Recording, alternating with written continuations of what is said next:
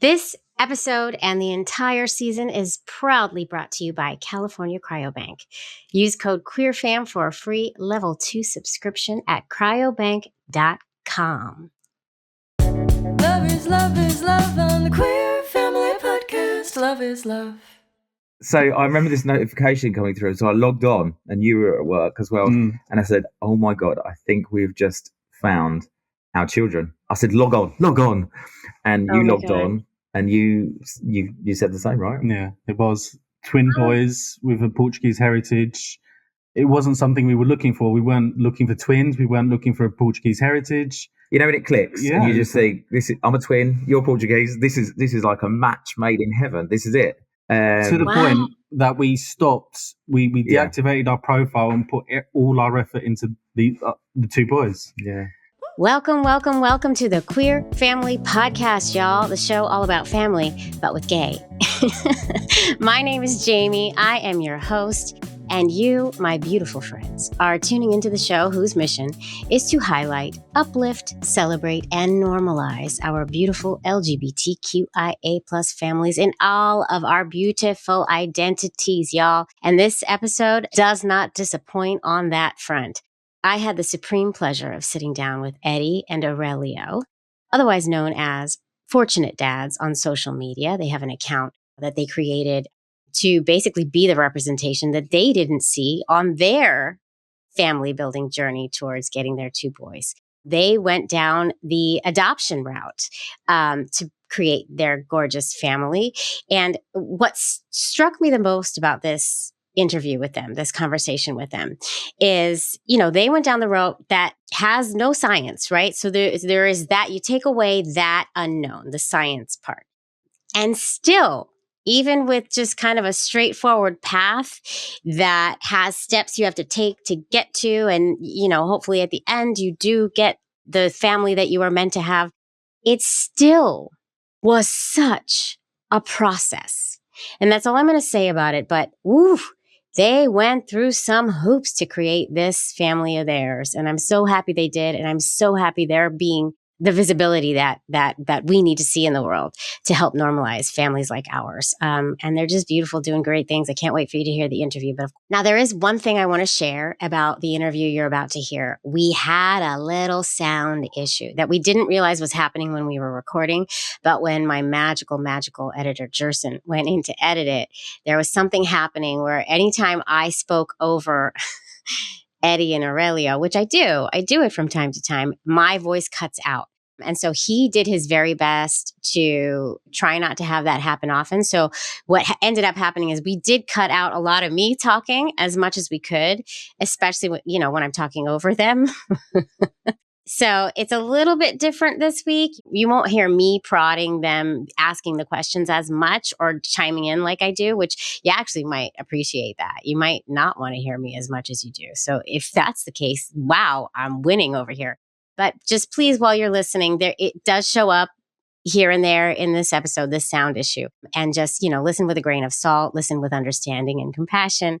And please know that is not my norm. I do not like to have bad sound in any of my episodes, but this conversation was so beautiful that I just still wanted to share it with y'all. And it's not terrible. It's not that bad. You can make it through. I know you can, but listen with a grain of salt, please. And just know we are aware. And thank you. And Jerson is bomb, right? Send a note to Jerson telling him, Jerson, you the bomb. I know kids don't say that anymore, but I just did. So there. Before I roll that tape, I have some listener mail to read, y'all. I love it when y'all reach out, and I got one for you right here.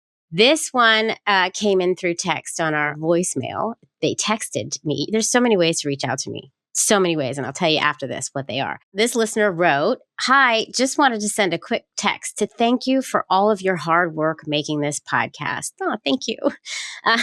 But more particularly for making so many episodes highlighting trans parenthood journeys.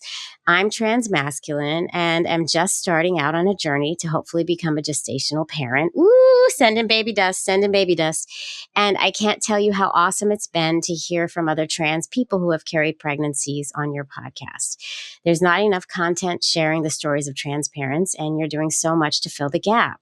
Living in the Midwest, I don't see a lot of trans parents around, so it's just awesome to see those stories pop up in my podcast feed over and over. And then in all caps, thank you. No, thank you. Oh my God, I love you. Made my morning. You are making my week.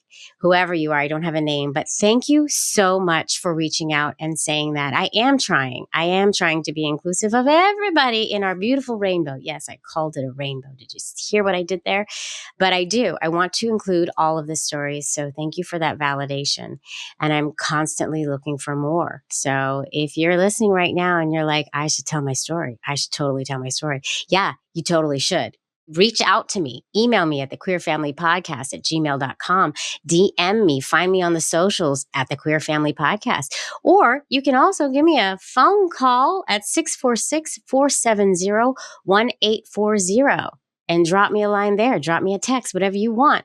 I love hearing from you all. Be you an L, be you a G, a B, a T, a Q, an A, an ally, whatever. If you have something you want to share, I want to hear it. So please reach out.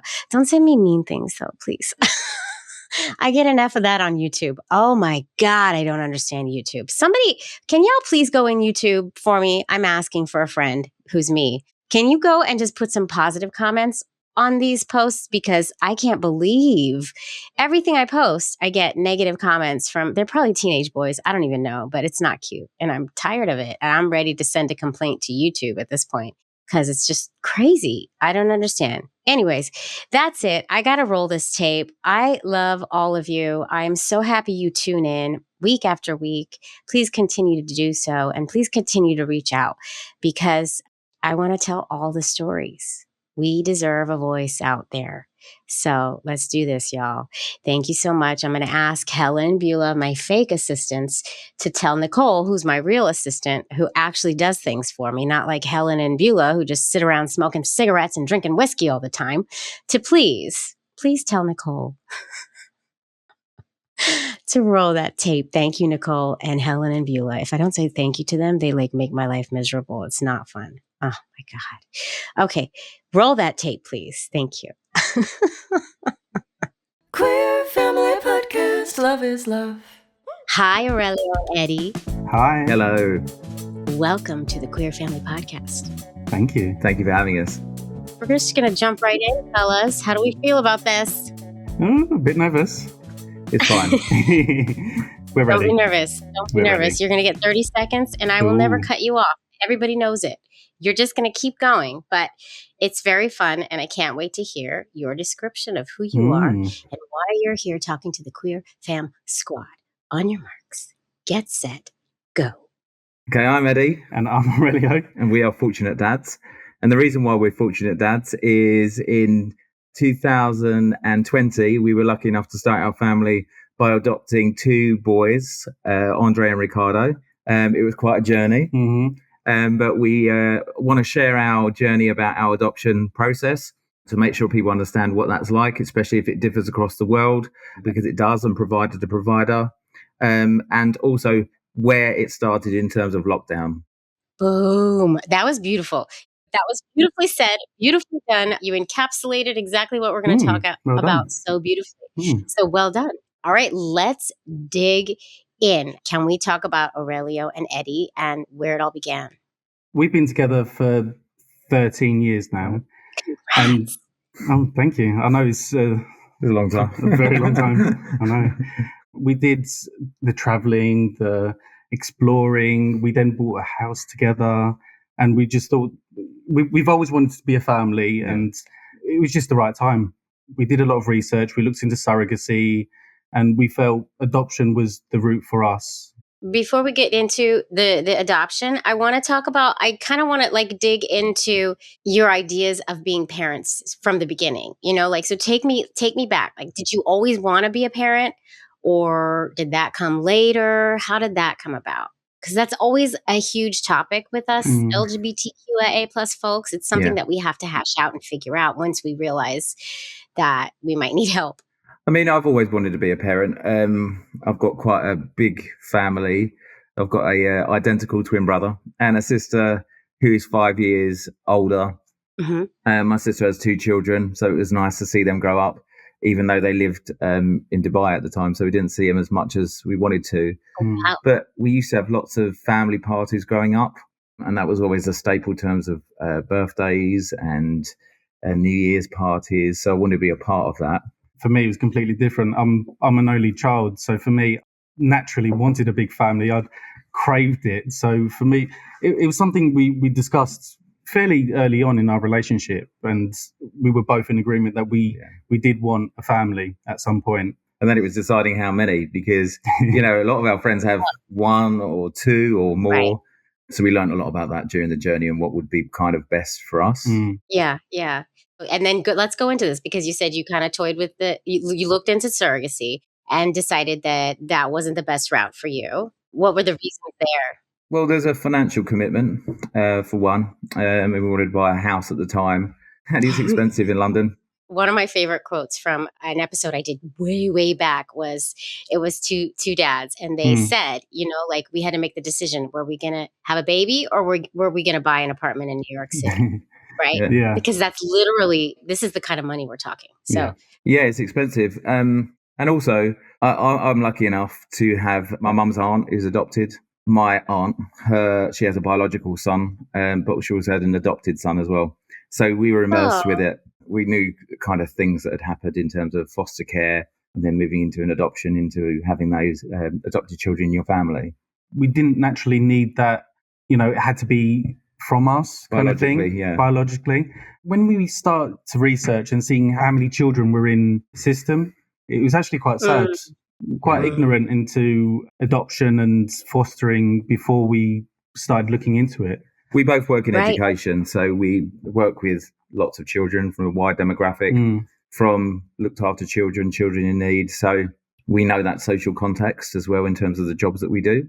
What is the landscape over there on the other side of the pond, so to speak, for adoption and foster care? I know what it is like here, but in terms of the process, well, in terms of numbers, in terms of what you said you were kind of ignorant to, it's high. Well, as we went through the process, you know, there's thousands of children, thousands and thousands, and not just an adoption that sit in the foster system for their entire life. For me, and then talking to Aurelio and exploring what we wanted to do as a family, you know, making sure that we had someone that felt loved and cared for, like my cousin, like my mum's aunt.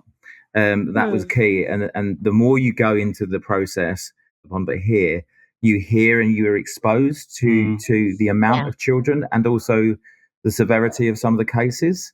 So that's where it kind of started for us. Yeah. But there is a big need. So it's pretty much similar, you know, sadly. I was hoping it was like, you know, a lot better, but no, unfortunately. And, you know, it seems to have got worse as well in some respects. It's getting harder in terms of need, mental health from parents, carers, and then their children. So I think COVID hasn't helped in terms of that knock-on effect. But yeah, that's where it started. And that's where the kind of the want came from, because there's so many children that just need to be loved and cared for. It makes you think when you get further down the road, because I'll jump about, by the way, but when we got our children and, you know, I remember them out of reception. So there were 3 and they'd done this test and they failed on this test. Well, their first attempt in learning, I call it, they failed, first attempt in learning. And I'm sitting there going, oh my God, we've failed as parents, you know, we're really bad. And my mum was over and said, why are you crying? And I said, oh, because I feel like a failure. And you said, why are you crying? They're happy, they're healthy, they're loved and cared for. And it strikes a chord, you know, they'll be the best we can offer them and the best they want to be. I think that's the point as well. You know, we all want to be better than our parents and we want them to be better than us. Yeah. And loved and cared for and healthy and fed. Yeah. I mean, that strikes a deep chord. It really does. Yeah. All right. So you decided, okay, there's all these children in the system. We're going to go down this path. And then what happens? So in this country, you have to choose a provider. So we chose a local provider, didn't we? You can either go through an agency. We have our local boroughs. I'm not too sure how it works there. Like a district? Here you can go through an agency, or you can go through like a private adoption route, unless you're talking about fostering. We looked into adoption first, but there is an option where you could foster to adopt. So you go through the fostering option and then adoption. But that wasn't the right path for us. You have your adoption training. It's kind of like you have an extra course that you have to do if you want to foster to adopt. And that basically or more focuses on just born, newborn. So that would be your chance to maybe have a baby, because it's really difficult. Well, it's not difficult. It does happen. Some of our friends have had babies, but it's harder to have a newborn or as close to newborn. So people choose to foster adopt, but there's risks in terms of that child you foster may go back to a guardianship or back to their family. Right. And that is always the goal of the foster system is to get them back with family. So exactly. Same here. For us, it was a key focus. It was. So we chose our borough, which is kind of like the council, probably that's the easiest way. We inquired and we had a meeting. Did. So we did an information session where they talk about the process and how it works. They also invite a parent, and they talk about their path and their history and their process and how they found it. He was really good, actually. We really enjoyed. Yeah. And we ended up deciding on that local authority because of that person and the social workers that were there and how enthusiastic they were in terms of what they could, Yeah. It just felt personable rather than a big organisation. But then it changed slightly, but it didn't change much for us. No. And for us, it was great because we managed to keep the same social worker. So all through the kind of first meeting that Aurelio just talked about, all the way through, we were great. We were happy, but it didn't happen for everyone on our group. And that's the thing. When you go to that first meeting, it's quite nice to see that there's lots of different people in that room. In that initial meeting, there was 2 same-sex couples, both males, and then there was mixed couples from different demographics. There was an older couple that brought their eldest daughter with them. So she was 18 and they were looking to adopt someone younger to give back. Oh, wow. It was nice, wasn't it? Nice. It was. A lot of times when I talk to folks who've adopted, especially folks who are queer, well, obviously I'm talking to everybody who's queer who adopted, but sometimes they'll say, you go to that first initial meeting and all of the queer people in the room are really excited because, this is an exciting thing. This is the decision we made. We're not mourning the fact that we can't make a biological kid. But a lot of non-queer folks are there after they've been trying for a while. And so there is some sense of like giving up or sadness in the room that a lot of the queer folks weren't expecting when they went, because it was like such an exciting thing for them to finally be on the path, right? That's true. Did you notice anything like that? We met quite a few couples like that. Part of the process, we had to do 5 days of training at a local charity. And some of the couples there were in that position. They'd gone through IVF rounds multiple times.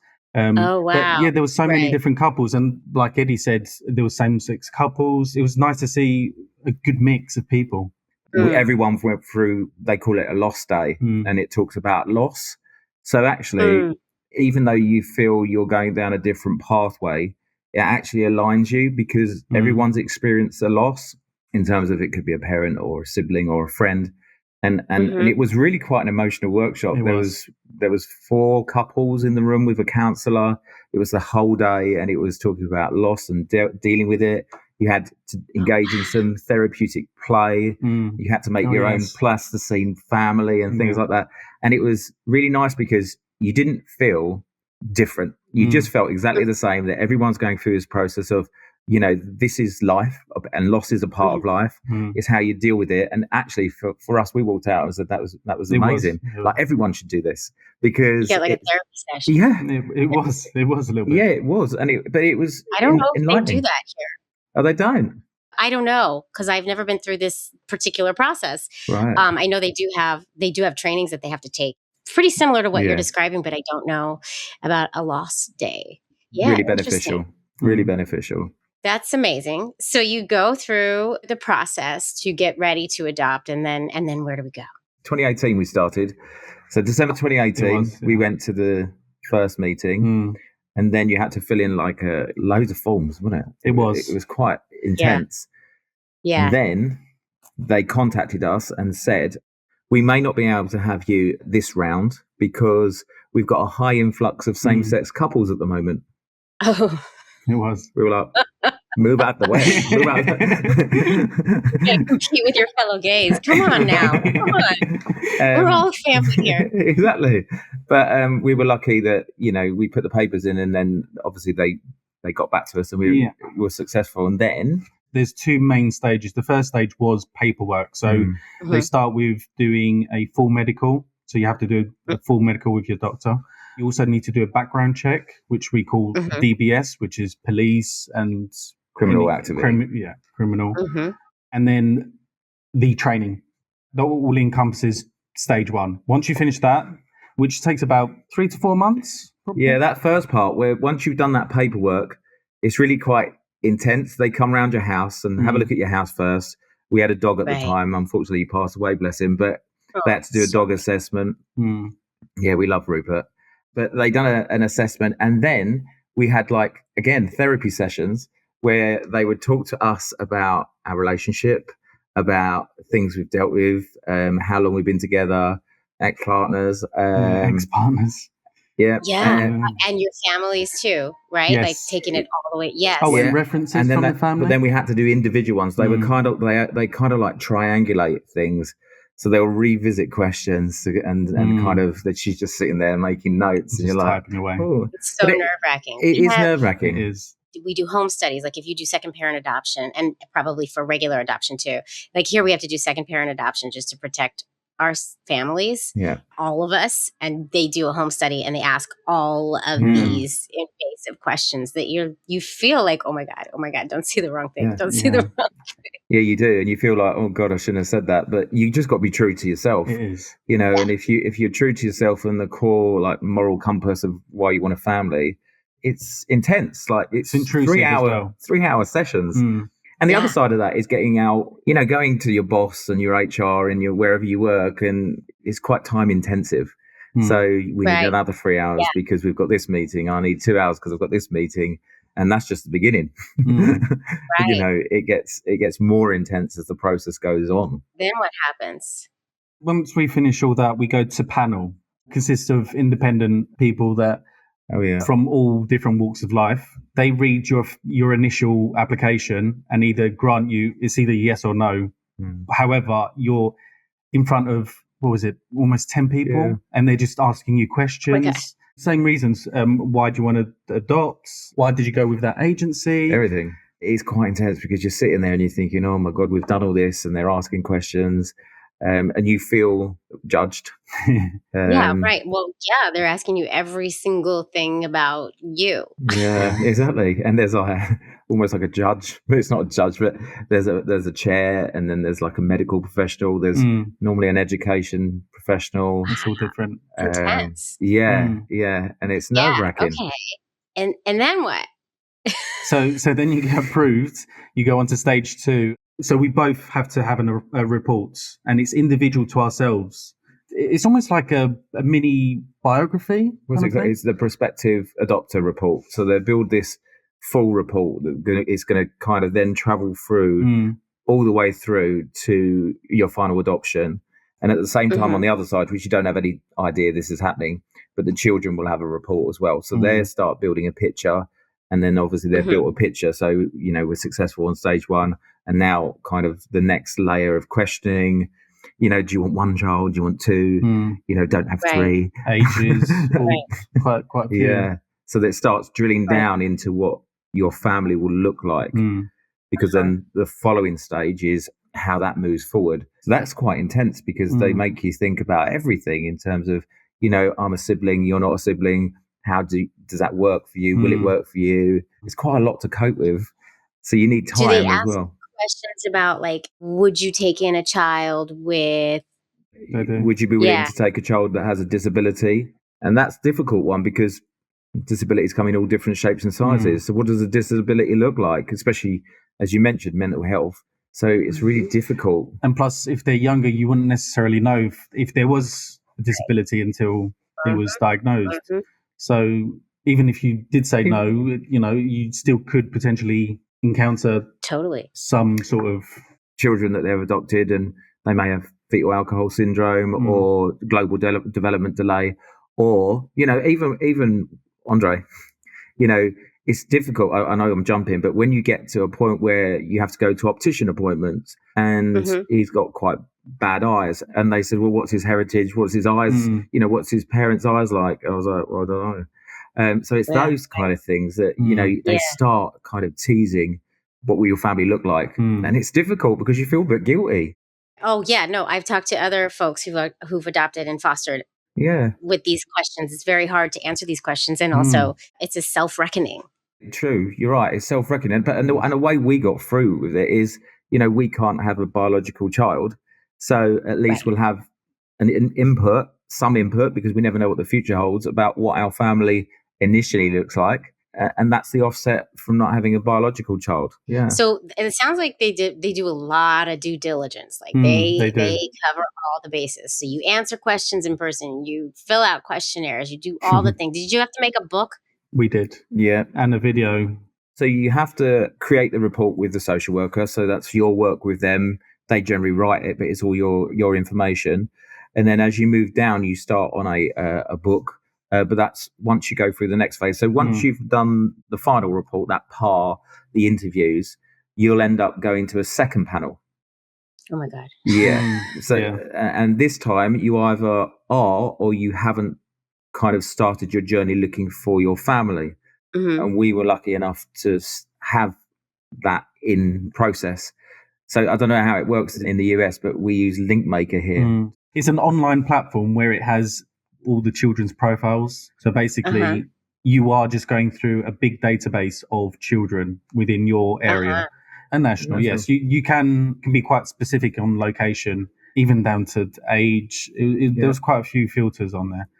And then it gives you a short summary of the child or children, because some were siblings, some were up to 5 siblings that you could adopt. Yeah. I feel like in the States, the adoptive parents don't get to look themselves. Really? I feel like you submit your stuff, you submit your book of who you are. And then the agency or whoever it is that you're with kind of does the outreach. That's part of the LinkMaker. So once we're on LinkMaker, that's the platform they use here, we had a profile. So we had to put 4 or 5 pictures of ourselves, our dog at the time, and we had to kind of put a description about me, you, and then what our family looks like in terms of our location. So, we've got a rural area where there's a local park, blah, blah, blah. So the children's social workers are looking at yours as well. So that's kind of similar, but you do get to then, select the children that you want to kind of have a conversation about.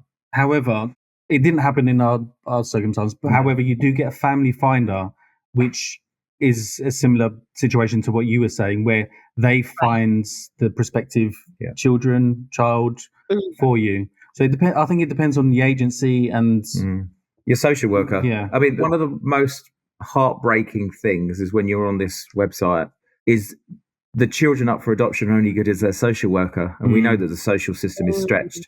So some children have an essay about them, and that you can't. It's not specific, but it's they're fun, they're bubbly, they're interactive, and then some have hardly any information. So it's a really unfair system in terms of placing children on an even level playing field. That's what we saw. It was quite upsetting. Yeah. We'll be right back. Queer Family Podcast. All right. So Aurelio and Eddie went the adoption route, which is a great and viable path for our families. And some of us really want that genetic tie. And you know what? Every path is valid. Every path is beautiful. And so if you are one of those folks who does want a biological tie to your future child or children, I have a promo code for you, y'all. You know I do. And it's from the same cryobank I use to make my babies at. It's California Cryobank, y'all. And it's a full service sperm bank. And for over 45 years, California Cryobank has proudly helped tens of thousands of LGBTQIA+ clients create the families of their dreams, including yours truly. And they are the #1 sperm bank in the US. And They ship to over 40 countries, and they have one of the largest and most diverse selection of sperm donors. So all you have to do is visit cryobank.com, and you're going to use promo code QUEERFAM for a free level 2 subscription to their donor catalog. This code can also be used for a really great discount on the level 3 subscription, which gets you even more things. So let's make those babies, y'all. Go do this. Go enter that code. Go shopping. Let's look at some sperm. I guess we're not looking at sperm, though. Let's find your donor. Let's do it. Okay, let's get back to Aurelio and Eddie. Love is love. And where are most of the children that are in this system? So foster care, generally. It depends on the area as well. It might be that if there was a local birth parent that had an issue in the local area, it probably would mean that that child would be placed out of area in case there was any, issues around being adopted locally. But they're all over the UK. So you'll see as you scroll through Wales or Northampton or London or Essex or wherever, and you get notifications in your email. There's a new match potentially added, so you can sign in and have a look. It's quite intense at the time. Yeah. And overwhelming as well, because when you're going through profile after profile and you're thinking, it's almost a rejection each time. It's quite draining. It is emotional draining. So you were matched numerous times? We looked at a few matches. We kind of followed it up with our social worker. Like I said, our social worker was really brilliant. So kept on making contact until we got into conversations about what do we really want. So we kind of focused in on 2 siblings. I'm a twin. Aurelio's got Portuguese heritage. I remember it. I was at work and it was break time, so I wasn't working. I was working, but it was break time. Because you work all the time. I mean, right. Yes. So I remember this notification coming through. So I logged on and you were at work as well. And I said, oh my God, I think we've just found our children. I said, log on. And you logged on and you said the same, right? Yeah, it was twin boys with a Portuguese heritage. It wasn't something we were looking for. We weren't looking for twins. We weren't looking for a Portuguese heritage. When it clicks, and you just think, I'm a twin, you're Portuguese. This is like a match made in heaven. This is it. To the point that we stopped, we deactivated our profile and put all our effort into the 2 boys. Yeah. You're like, these are our babies. This is it. So what do you have to do? At that point, you just press a button and you say, we're interested. And then I thought it was going to be quicker, but it's not. And then it's a waiting game. And the social workers have to talk to each other. So the boys' social worker would have to communicate with our social worker. They exchange the pars. They read through it, see if there's a potential match there. At the time, there was another couple going through the process. So, basically, they said it might not happen because we're already talking to this other family. So at that point, because it is emotional, we just said, look, let's just wait because these are ours. And if it isn't, we just need a bit of a break. And we learned that on Lost Day because it's emotional and you're connecting with, children. So we said, no, let's just hold off.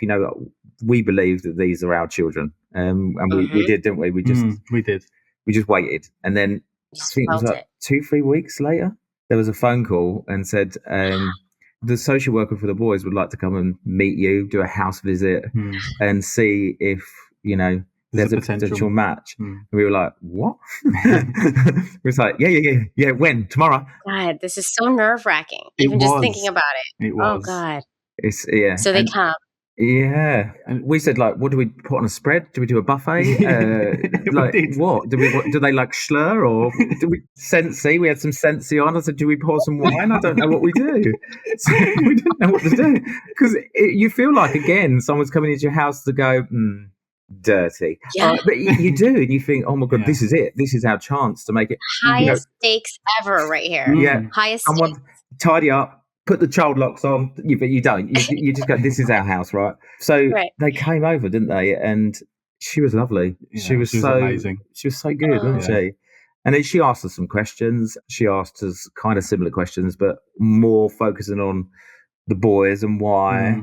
And we talked about what I said in terms of being a twin, Portuguese heritage, Aurelio's mum and dad speak Portuguese, so that'd be a great way of keeping their, mother tongue. Yeah, it was more casual. We were thinking it was going to be more of a formal setting, lots of questions, and it was just a chat. It was just to get to know us, to see our personalities and the setting, where the potential home, see their bedroom, where it would be, kind of things like that. Before she left, she said, this could be this. Yeah. Then you get your hopes up because she goes, this could be a match. And we were like, so don't know what to say. So she left and our social worker remained. And we said, what does that mean? She went, well, I've got to go back and blah, blah, blah. And we were like, oh, God. And it came about that the other family weren't quite what they were looking for. And we were like, so what you're saying is... it's a yes. And she said, I've got to get back to you. And then we got a phone call saying, we think it's a match, we're moving forward. It was the best feeling ever. Absolutely the best feeling ever. Because it took you like 3 years, no? They don't really do much around Christmas, Easter when it comes to adopting because placements slow down because it's the holidays and things like that. So then we restarted in January. And then from January, it was around about, 15 months, just less, because eventually the boys came to live with us just before COVID. So it took from January all that time. I know. Yeah. Oh my God. All that training out the bag. Oh yeah. And now it's COVID and we're stuck in the house. Yeah. Oh my God. Great time to get to know each other. It was because, like January through to the December, because we thought we'd probably get the boys slightly quicker. But again, they slowed down for Christmas again. So we knew everything was ready round about October. But obviously they're in foster care and, moving in during a holiday season is quite difficult. So then we knew roughly it was going to happen sometime in January. Yeah. So we just had to kind of just wait. But it gave us a bit of time, actually. It gave us time to decorate the room, even though our social work, it's not set in stone yet because there's a third panel you need to go to. Oh my gosh. This is too nerve-wracking. And where were the boys together? They were. They were in a foster together. The foster parent. She was great. She was really, really good. We didn't meet her until we met the boys at the third panel. So she was there. And we'd done a pre-meeting with her in January at the boys' house when the boys weren't there. And it differs depending on your adoption here. If it's a younger child, you might have what they call bump-ins. Oh yes. In the park. So basically, if they're younger, then you would meet up in the park and go, oh, nice to see you. I haven't seen you for a while, and slowly introduce you to the child that way. Oh, like I get it. Acquaintance or an old friend. Yeah. But generally younger children that are babies, really. So pre 2 years. But our boys were around about 2. So we brought them home around about when they were 2.5. So they knew what they were looking at. So they were kind of engaged with numbers and games. So we had to make a book of ourselves. And we had to make a video, which is the most cringiest thing I've ever done in my life. But Aurelio's good at it. So not the cringe. Not really, you could be a bit cringe. We laugh at it. But we had to make a book. We had to make a video that then the foster care would play to the boys. But that was post-panel. Sorry, the panel 3 was the other really nerve-wracking thing. It was. Because we had to take something that the boys would remember us by. So it had to build into the book, had to build into the video, because then they'd show videos and pictures and stuff. It was really nerve-wracking because it was more about, are you ready? What if the boys are this or this or this? Like loads of hypothetical things. It was also the final yes or no. It was the final stage. It was the final, will they finally be placed with us or not? That is it. Yeah. So emotional. It was. I'd cry at anything anyway. But it was intense. It was so intense. But the main chair, she was lovely. She was really good. There was again a panel of probably 12 because we had a couple of observers. Yes. So again, it's really intense. You're in a courthouse, or town hall, and then you're kind of like, oh, what's going to happen? And they say it there. They say, we're going to approve you. And then we got whisked away into this room, and you start planning the next stage, which is more intense because you're worried about everything. It's because then you're worried about your work and kind of making it fit because you work on a transition program. So that's really difficult. Yeah. Oh my God. Okay. So you know the boys, you know who they are. You're like anticipating them coming. You're hoping. It's so nerve wracking. And the boys, have they been in the foster care system their whole lives? Like, We were lucky that the boys, when they got removed from their birth family, that they only had one foster parent. oh, okay. And she was great. She also spoke. She was Portuguese, so she spoke Portuguese. So again, immersing them in their mother tongue. She had another child living with her at the time.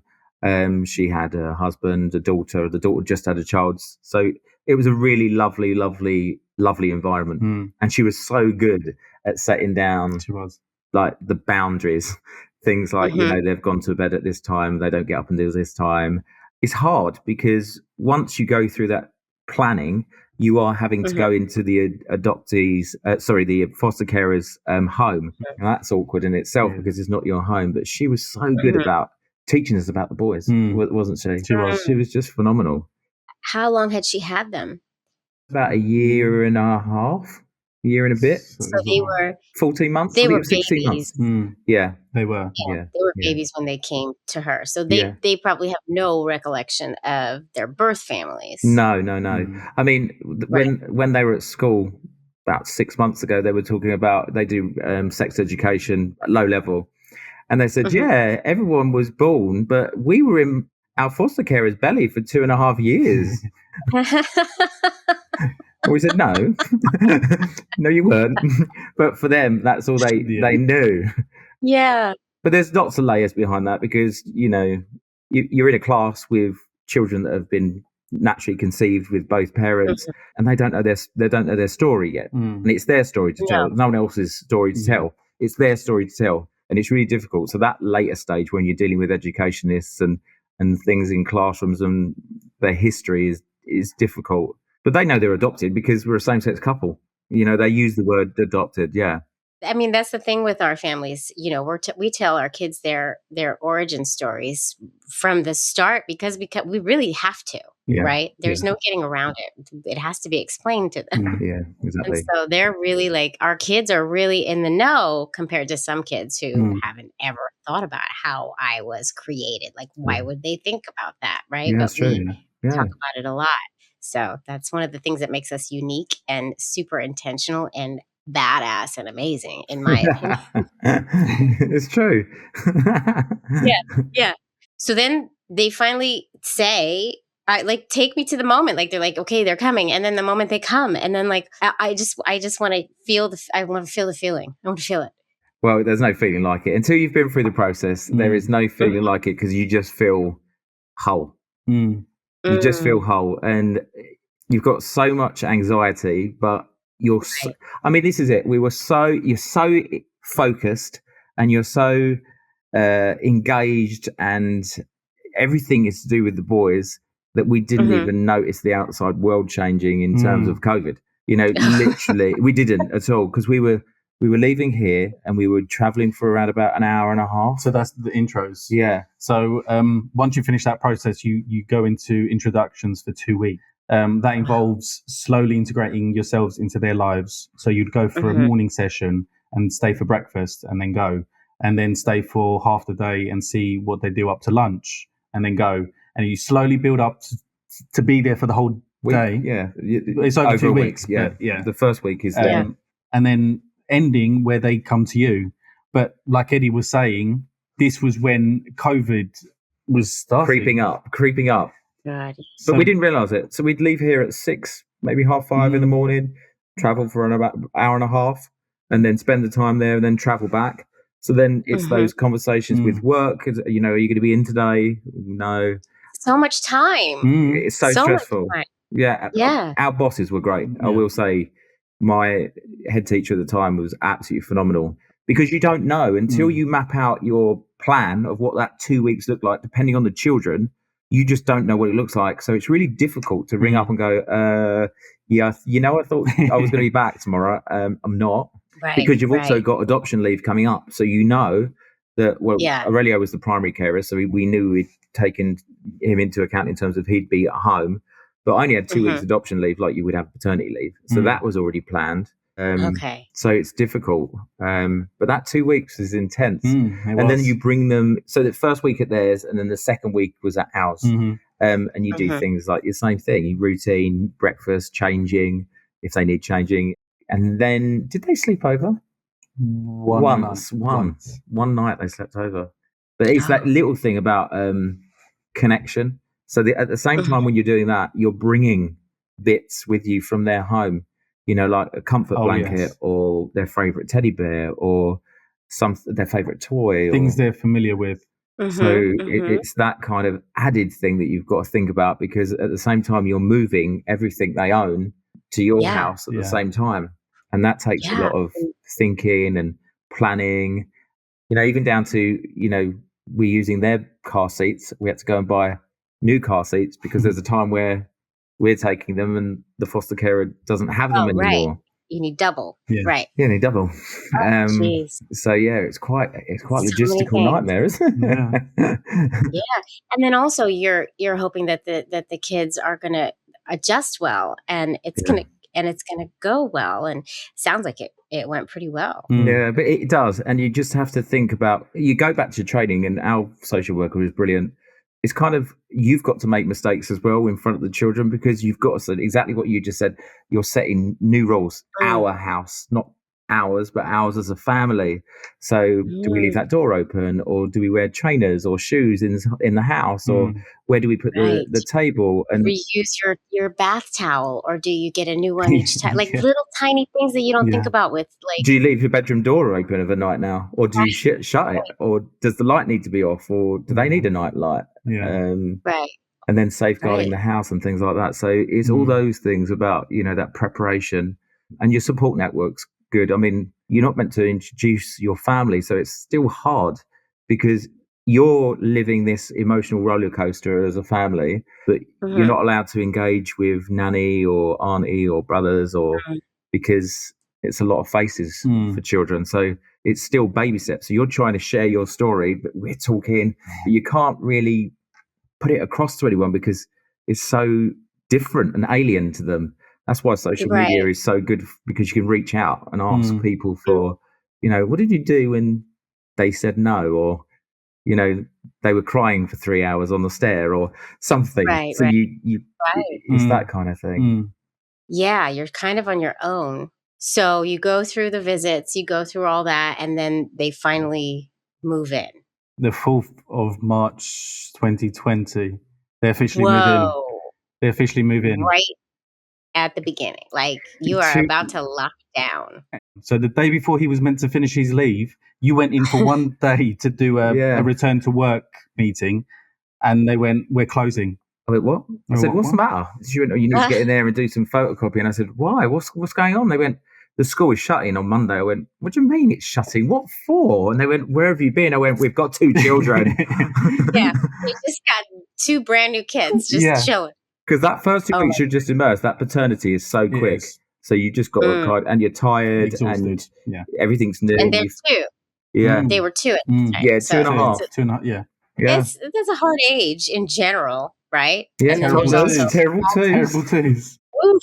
I mean, I think every age has its own terrible aspect. I'll say that. Yeah.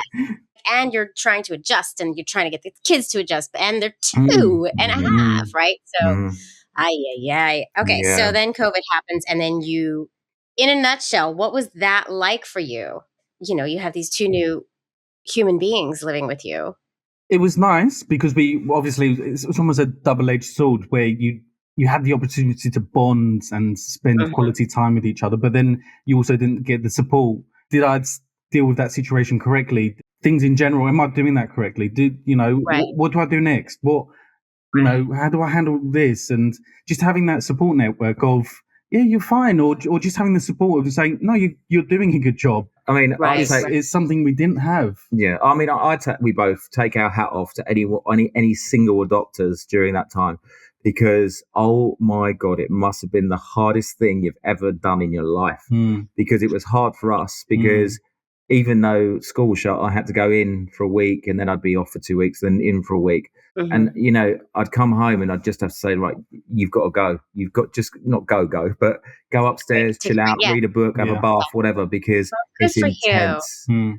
Well, he's It's done the a same lot, for yeah. me. It was amazing. It was amazing. But it's really difficult because all the training that put in place was, oh, you've got a support network, or there's, new family groups, or there's this, or the local park is great because the kids can run around. Right. No.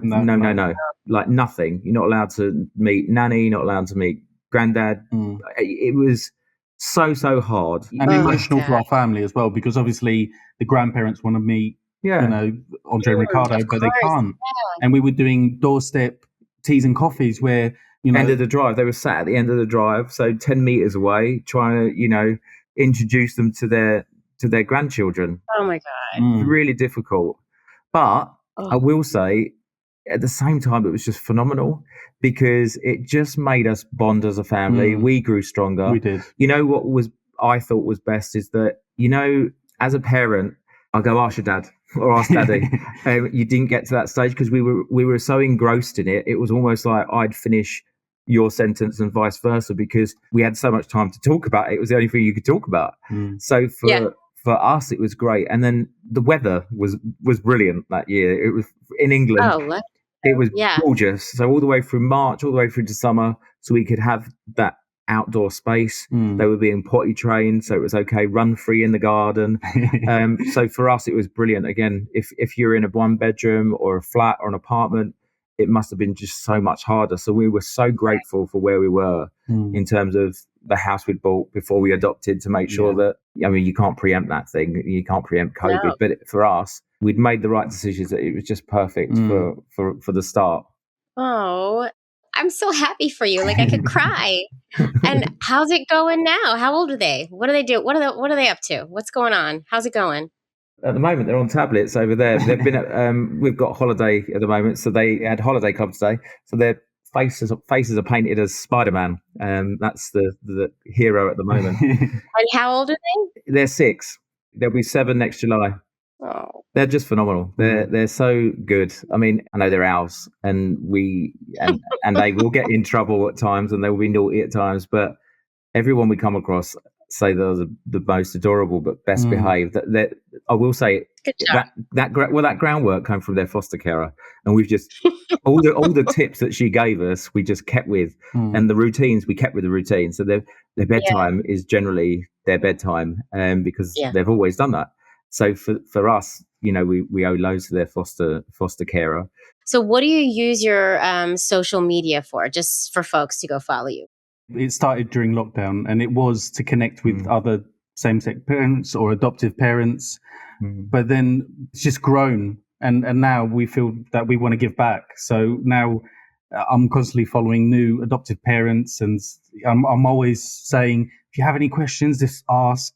And we've kept all our documents and videos, and we do occasionally get people ask, oh, how did you do this, or how did you fill in this form? And we always send them the information. So it's good to give back. I also think it's important for the boys to see other same-sex couples, see it's normal. Where we live, I don't think there is many. So we do reach out, and we've got good connections with other families, which we see on a regular basis. So that's also nice to have. Yeah, it's really important. It's really important to have a network that they see it's their life out there as well. They're the same as other people, as the next person, next person.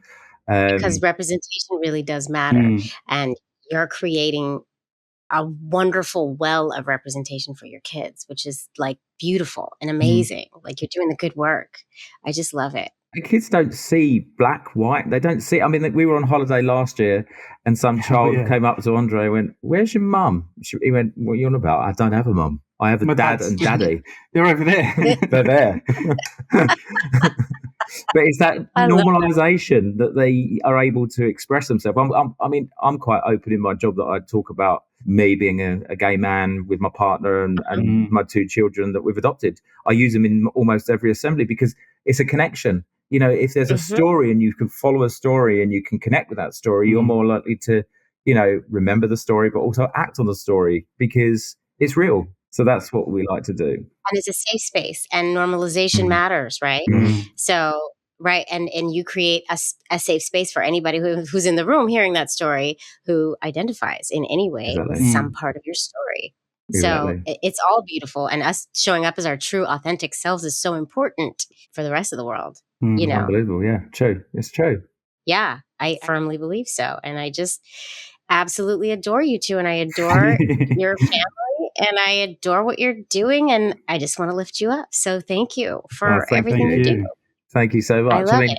It's lovely to connect as well in terms of have platforms like this. Because one thing I do felt that we struggled with is finding that information. So, you know, your podcast is inspirational in terms that there's people who can listen and you can start even not finding the facts or just starting a conversation because it's find. Not talked about.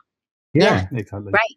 And if it is talked about, if the adoption we just talked about, it's talked about from a heteronormative lens for the most part. You know, our perspectives are a little bit different. Our stories are different. Our paths are different. They're the same. It also has its own unique differences.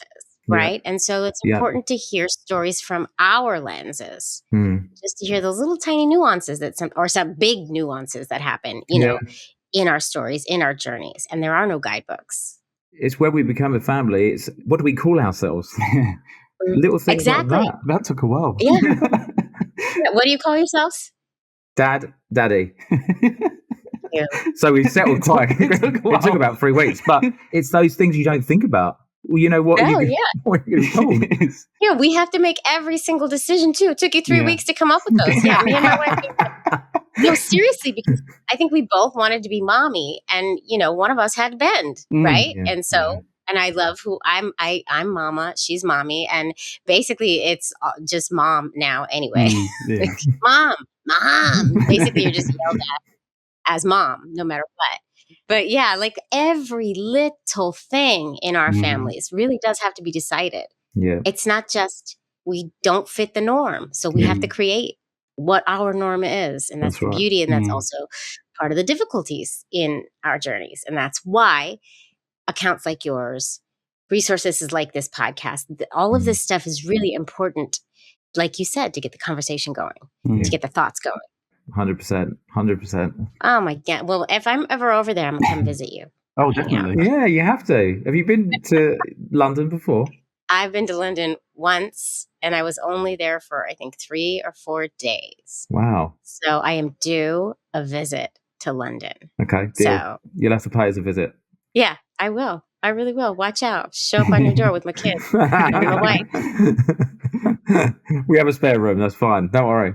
Perfect. Okay, we're coming. This has really just been such a pleasure. Thank you so much for joining me. I'm so excited to share this with the listeners. It's going to be a great episode.